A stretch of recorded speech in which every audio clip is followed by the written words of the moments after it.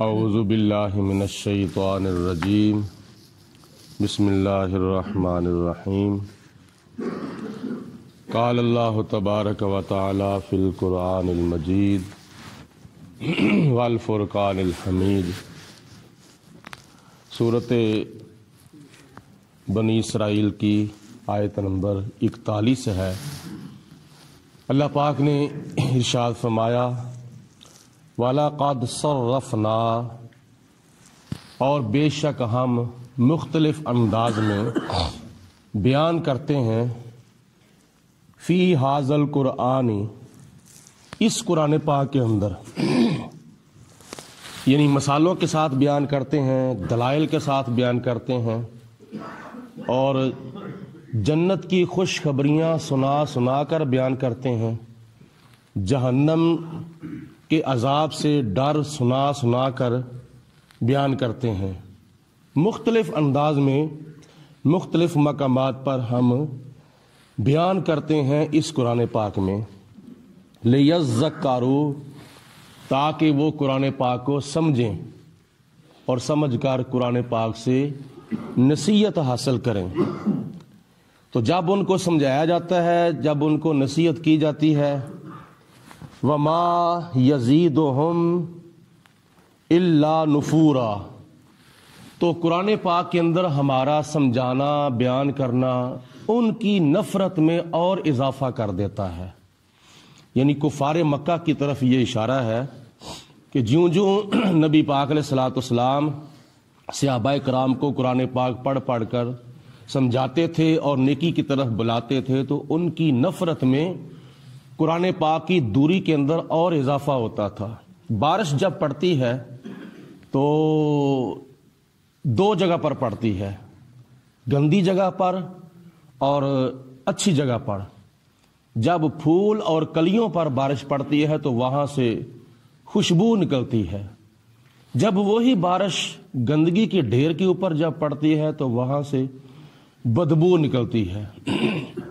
تو اسی طرح قرآن پاک کی بارش کا جب نزول ہو رہا تھا تو زمینیں تھی دو، کافروں کے دل کی زمین اور مسلمانوں کے دل کی زمین۔ جب مسلمان سنتے تھے تو ان کے ایمان کے اندر اور اضافہ ہوتا تھا، تو جب کافر سنتے تھے تو ان کی ضد بازی اور ان کی سرکشی اور ان کے کفر اور شرک کے اندر اور اضافہ ہوتا تھا۔ کل، اے میرے رسول علیہ الصلوۃ والسلام، آپ ارشاد فرما دو،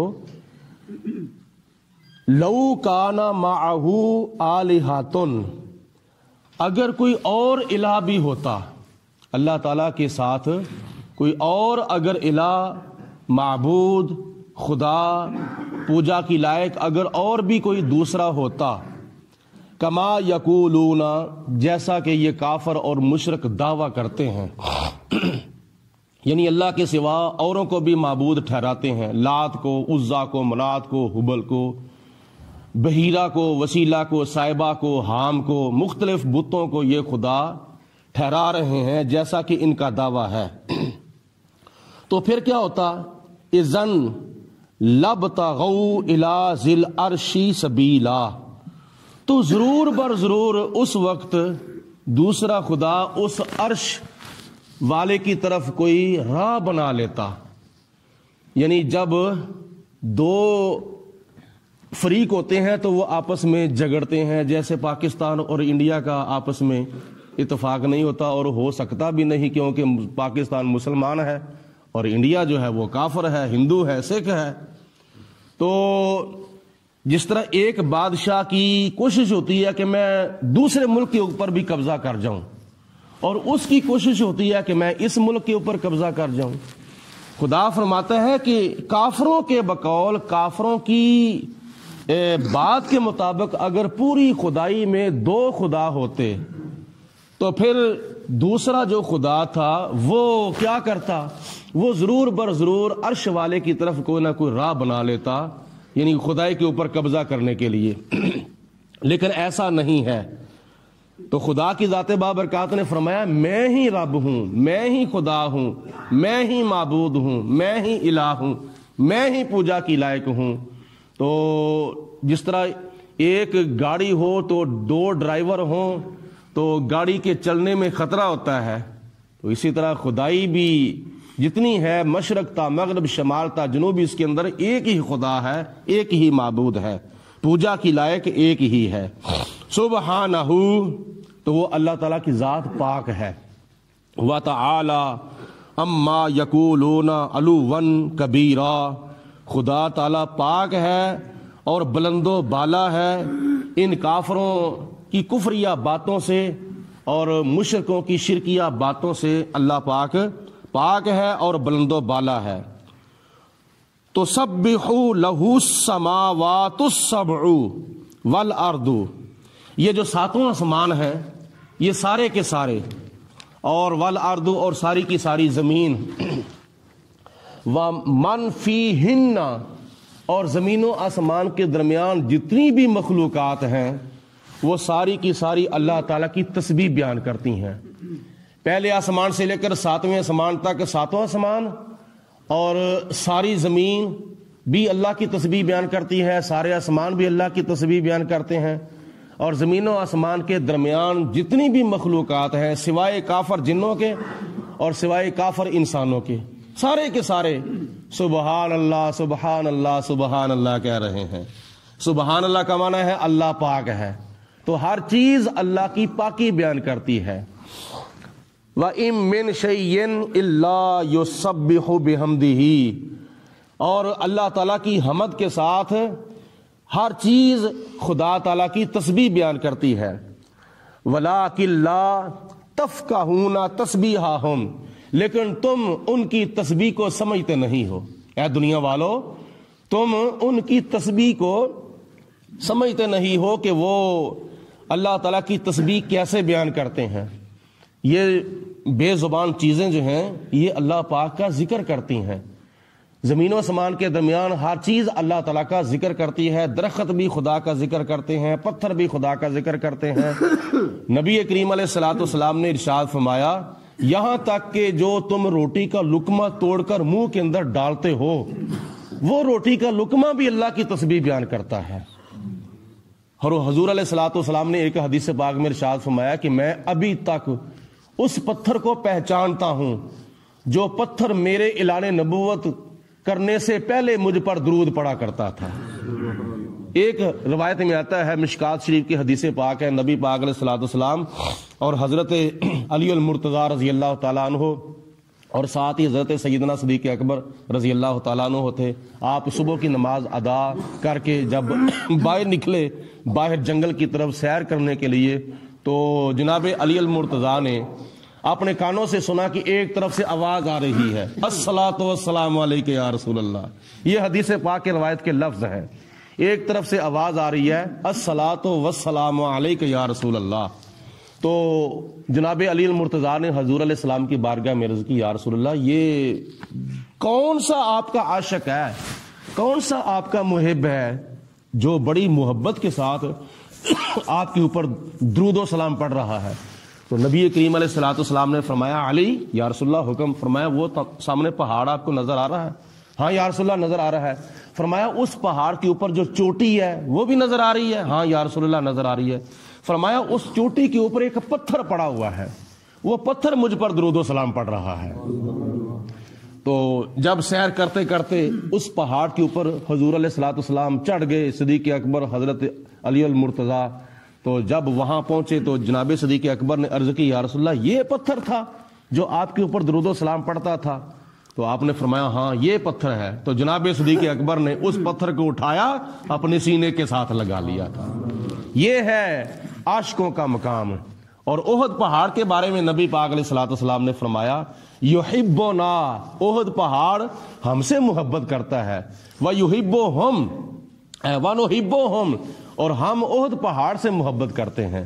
یعنی یہ اس طرح کی چیزیں جو ہیں، پہاڑ، درخت، پتھر، پانی، آگ اور یہ بے زبان چیزیں، یہ اللہ تعالیٰ کی تسبیح بیان کرتی ہیں اور نبی کریم علیہ الصلوۃ والسلام کا کلمہ بھی پڑھتی ہیں اور حضور علیہ الصلوۃ والسلام پر درود و سلام بھی پڑھتی ہیں۔ اس لیے ہم انسان ہیں، ہمیں تو خدا تعالیٰ نے زبان عطا فرمائی ہے، جسم کے اندر جان عطا فرمائی ہے، آنکھوں کے اندر قوت بصارت عطا فرمائی ہے، کانوں کے اندر قوت سماعت عطا فرمائی ہے، تو ہمیں تو ان بے زبان چیزوں سے بڑھ کر کلمہ شریف پڑھنا چاہیے، ان سے بڑھ کر درود و سلام نبی پاک علیہ الصلوۃ والسلام پر پڑھنا چاہیے۔ یہ درود و سلام ایسا وظیفہ ہے، قیامت کے دن نامہ اعمال کے اندر جب تولا جائے گا تو اس کی برکت سے نیکیوں والا پلڑا جو ہے وہ بھاری ہو جائے گا۔ تو اللہ تعالیٰ نے ارشاد فرمایا انہو کانا حلیما غفورا، بے شک اللہ پاک کی ذات جو ہے وہ حلم والی بھی ہے اور اپنے گناہگار بندوں کو بخشنے والی بھی ہے۔ وَإِذَا قَرَأْتَ الْقُرْآنَ، اے میرے حبیب علیہ الصلوۃ والسلام جب آپ قرآن پاک پڑھتے ہیں مکے کے اندر، مکے کے کافروں کے سامنے، مکے کے مشرکوں کے سامنے جب آپ قرآن پاک کی تلاوت کرتے ہیں، جعلنا بینک و بین الذین، تو خدا فرماتا ہے کہ ہم آپ کے درمیان اور ان لوگوں کے درمیان ڈال دیتے ہیں، کن لوگوں کے درمیان؟ لا یؤمنون بالآخرۃ، جن کا آخرت کے اوپر یقین نہیں ہے، جن کا قیامت کے اوپر ایمان نہیں ہے، اور کیا ڈال دیتے ہیں درمیان میں؟ حجابم مستورا، ایک غائبانہ پردہ، ایک غائبانہ حجاب ڈال دیتے ہیں، یعنی آپ کے درمیان اور آپ کے منکروں اور کافروں اور مشرکوں اور گستاخوں کے درمیان ایک پردہ حائل کر دیتے ہیں۔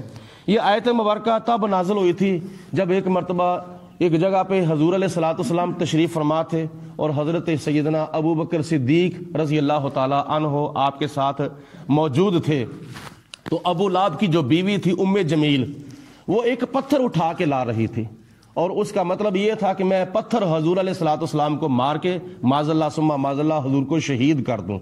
جب وہ پتھر اٹھا کے لا رہی تھی تو حضور علیہ الصلوۃ والسلام کے جب قریب آئی تو نبی پاک علیہ الصلوۃ والسلام کو وہ دیکھ ہی نہ سکی۔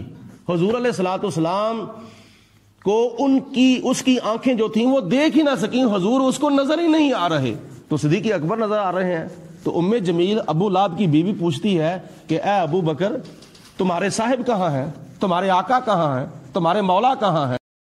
نازل ہوئی کہ اے میرے حبیب علیہ الصلوۃ والسلام جب آپ ان کافروں کے سامنے قرآن پاک کی تلاوت کرتے ہیں تو ہم آپ کے اور ان کافروں کے درمیان ایک غائبانہ پردہ جو ہے وہ حائل کر دیتے ہیں، جس کی وجہ سے آپ ان کو نظر ہی نہیں آتے۔ ہجرت کی رات جب نبی پاک علیہ الصلوۃ والسلام کو مکے کے کافر گھیرا ڈال کے کھڑے تھے، آپ کے کاشانہ نبوت کے چاروں طرف تلواریں لے کر کھڑے تھے کہ کب مسلمانوں کا نبی باہر نکلے تو ہم شہید کر دیں۔ حضور علیہ الصلوۃ والسلام نے حضرت علی المرتضیٰ کی ڈیوٹی لگائی امانتوں کی حفاظت پر، تو اللہ تعالیٰ کی ذات نے نبی پاک علیہ الصلوۃ والسلام کو فرمایا کہ اے میرے محبوب آپ یہاں سے ہجرت فرما دیں، آدھی رات کا وقت ہے، آدھی رات آگے ہے آدھی رات پیچھے ہے۔ تو اللہ تعالیٰ نے فرمایا کہ اے میرے محبوب آپ یہاں سے نکلیں، ہجرت کریں، مدینہ شریف تشریف لے جائیں، اور چلتے چلتے آپ اپنے ہاتھ کے اندر چند کنکریاں لیں مٹی کی، اور ان کے اوپر سورۃ یاسین کی ابتدائی آیات بینات پڑھیں، یاسین والقرآن الحکیم انک لمن المرسلین علی صراط مستقیم تنزیل العزیز الرحیم لتنذر قوما ما انذر آباؤہم فہم غافلون۔ سورۃ یاسین قرآن پاک کا دل ہے۔ حضور علیہ الصلوۃ والسلام کو خدا نے فرمایا کہ ان کینکریوں کے اوپر سورۃ یاسین کی چند آیات بینات پڑھ کر ان کے اوپر پھینک دیں، اور حضور علیہ الصلوۃ والسلام نے اللہ کے حکم پر عمل کرتے ہوئے ایسا ہی کیا، اور ان کافروں کے اوپر جب مٹی کی کینکریاں پھینکیں تو آپ ان کے بیچ میں سے گزر گئے، ان کو پتہ ہی نہ چلا، یعنی کسی کافر کو نبی پاک علیہ الصلوۃ والسلام نظر ہی نہ آئے۔ آنکھ والا تیرے جوبن کا تماشا دیکھے، دیدہ ایک اور کو کیا آئے، نظر کیا دیکھے۔ تو حضور علیہ الصلوۃ والسلام کی ذات بابرکات ایسی خدا کی محبوب ہستی ہے کہ کافر جو ہے وہ دیکھنا چاہے تو وہ کما حقہ حضور علیہ الصلوۃ والسلام کو دیکھ سکتا ہی نہیں ہے۔ جیسا کہ تیسری روایت میں آتا ہے، حضرت مولانا رومی رحمۃ اللہ تعالی علیہ نے لکھا ہے، مسلم شریف کے اندر اس روایت کو نقل کیا ہے کہ نبی پاک علیہ الصلوۃ والسلام تشریف فرما تھے، ابو جہل آیا، آ کر کہتا ہے کہ اے محمد میں نے آپ جیسا بد صورت کوئی دیکھا ہی نہیں ہے۔ تو حضور علیہ الصلوۃ والسلام نے فرمایا صدقت، تو نے سچ کہا ہے۔ تھوڑی دیر گزری تو جناب صدیق اکبر حاضر خدمت ہوئے، عرض کی یا رسول اللہ، اللہ تعالیٰ کی ذات بابرکات نے آپ جیسا کوئی پیدا ہی نہیں فرمایا ہے۔ تو نبی پاک علیہ الصلوۃ والسلام نے اس کو بھی، آپ کو بھی فرمایا صدقت، تو نے سچ کہا ہے۔ تو ساتھ والے عرض کرتے ہیں یا رسول اللہ یہ کیا معاملہ ہے؟ ابو جہل آیا تو اس نے کہا، اس نے آپ کی توہین کی، بے ادبی کی، گستاخی کی، تو آپ نے اس کو بھی فرمایا صدقت، تو نے سچ کہا ہے۔ اور ابو بکر صدیق آئے ہیں، انہوں نے آپ کا حسن و جمال بیان فرمایا ہے، آپ کی خوبیاں بیان کی ہیں، تو آپ نے ان کو بھی کہا ہے صدقت، تو نے سچ کہا ہے۔ سوال دونوں کا الگ الگ تھا، جواب دونوں کا ایک تھا، یہ کیا چکر ہے؟ تو نبی پاک علیہ الصلوۃ والسلام نے فرمایا کہ جس نے مجھے دیکھا اس نے مجھے نہیں دیکھا، اس نے حقیقت میں اپنے آپ کو دیکھا ہے۔ ابو جال تو چونکہ جگ سے کوجا ہے تو اس لیے اس نے مجھے نہیں دیکھا، تو میں نے بھی کہا کہ جا تیرے جیسا کوئی برا ہی نہیں ہے۔ تو ابو بکر صدیق رضی اللہ تعالیٰ عنہ کا مقام جو ہے وہ میرے بعد پوری کائنات میں افضل و اعلیٰ ہے، تو میں نے بھی کہا کہ اے میرے پیارے صدیق، میرے بعد تجھ جیسا بھی کوئی خوبصورت، پیارا، اچھا، افضل و اعلیٰ نہیں ہے۔ تو یہ ہے نبی پاک علیہ الصلوۃ والسلام کی عظمت و شان، اور حضور علیہ الصلوۃ والسلام کو دیکھنے کے لیے اپنی آنکھیں جو ہیں وہ اس قابل کرنی چاہیے کہ نبی پاک علیہ الصلوۃ والسلام کی زیارت کی جا سکے، ورنہ بدقسمتوں کو حضور علیہ الصلوۃ والسلام کا دیدار نہیں کرایا جاتا۔